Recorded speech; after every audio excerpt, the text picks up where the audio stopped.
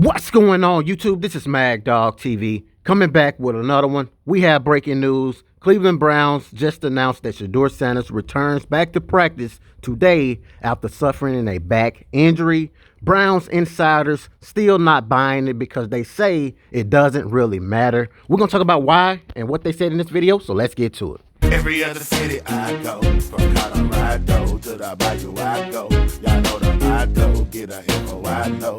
My people know it's Mad Dog TV, let's go. To every other city I go. From Colorado to the Bayou I go. Y'all know the motto, get a info I know. My people know it's Mad Dog TV, let's go. To every other city I go. From Colorado to the Bayou I go. Y'all know the motto, get a info I know. My people know it's Mad Dog TV, let's go. So once again, as I said before, we have breaking news. Some good news. Shedeur Sanders returns to practice today after suffering a back injury. I'm going to play this video clip before we get into why Browns insiders are saying that it really doesn't matter. But let me play this video clip and let you guys catch up and hear what the head coach, Kevin Stefanski, had to say about Shedeur and defending Dillon Gabriel. And then I'm going to give you guys my thoughts after. To play our best. Shedeur is going to be practicing today. Will he be back as your QB2 this week? Yeah, he'll be limited today, Mary Kay, so need to see how he responds. Obviously, he's pushing very hard in rehab, but need to see how he does over the next couple days. Do you have a charge going forward for these last 9 games for Dillon? I mean, have you given him sort of some mandates or instructions on what you need to see from him to elevate his game? I wouldn't put it that way, Mary Kay, other than to say we have a lot of things that we need to do better offensively in total, quarterback position, every position, coaching, you name it. So those, going back to the bye week, you try to study and learn some things and try to make sure that we as coaches are putting our guys in the best position to succeed. And certainly that would count the quarterback as well. You talked a lot about self-evaluation. Coming out of the bye, what do you think, after evaluating your team, where do you think you guys stand? What did you get out of that? Well, I think you don't wait till the bye to look at yourself from a scout standpoint. You're constantly doing a self-scout. It does give you an opportunity, though, after 8 games to really look at it from a bunch of different angles, whether it's the personnels you're using, the schemes you're using, you can go on a deeper dive, if you will. You can go on a deeper dive on what other teams are doing, what teams are doing to you, those type of things. So you learn a lot. I think it's really important, and what the coaches did a nice job with. I think it's important to take all those learnings and then condense them down into some action items, into the big bullet points, if you will, as opposed to trying to account for every single thing you've learned. At the time of the draft, both you and Andrew said Dillon Gabriel that his height didn't show up on college game film. Mm-hmm. Do you think it's showing up now? I mean, his inability to get the ball to the receivers. Yeah, I understand the question, Tony, but I would not characterize it that way. We need to play better as an offense. Certainly, there's areas to improve for a young quarterback, but it's really on all of us to improve.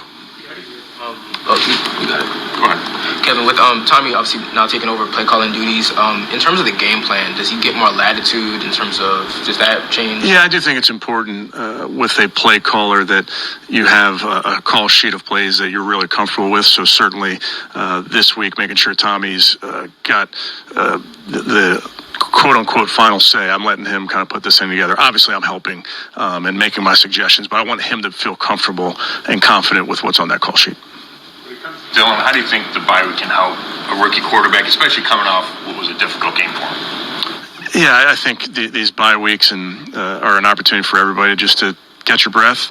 Obviously, young quarterback has had some interesting starts, whether it was international or on the road in some tough places. We have to play better as an offense, and certainly Dillon is a big part of that, and making improvements coming off the bye is important. Operationally different when you're not calling the plays? In some ways, yes. But again, I think it's my job.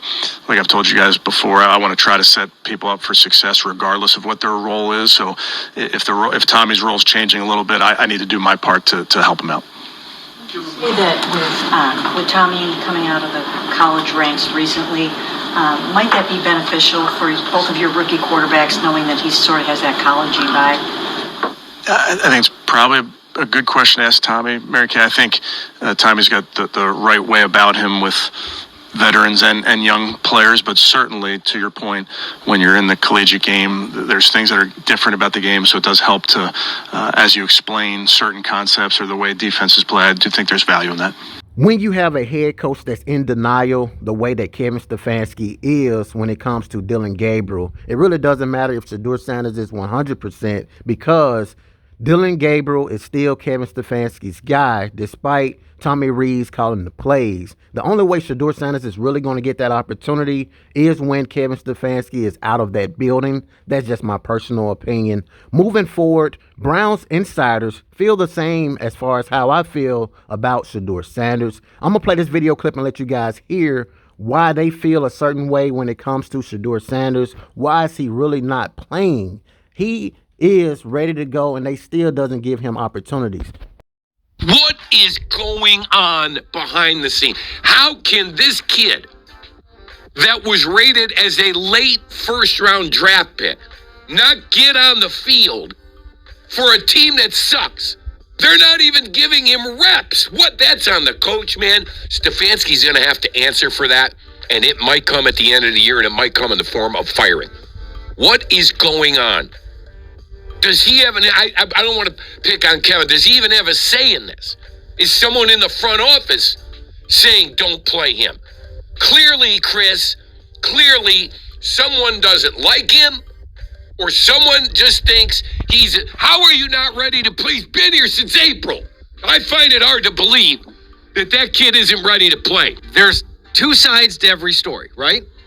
Okay. Either Kevin, somebody in the building, in the front office, in the coaching staff doesn't like him. Okay? That's option What do you mean? one. Then why'd you draft him? Hold on. Option two, again, two sides to every story. I'm not saying this is happening, but it's a possibility, and I'm left to speculate until I'm told otherwise. Maybe Shedeur's not doing everything he's asked to do. I find that hard to believe. I find that unlikely as well. What is starting to become a mystery to me is how could he have 3 different injuries without even taking his number 1 reps all year long? Right. Tired arm. What was the injury Shoulder? in training camp? Was it a shoulder or and now back. Yeah. So I'm wondering. I don't want to say it because people will jump all over me, but You're wondering, I'll say it for you. Does he want to play? I'll say it for you. Either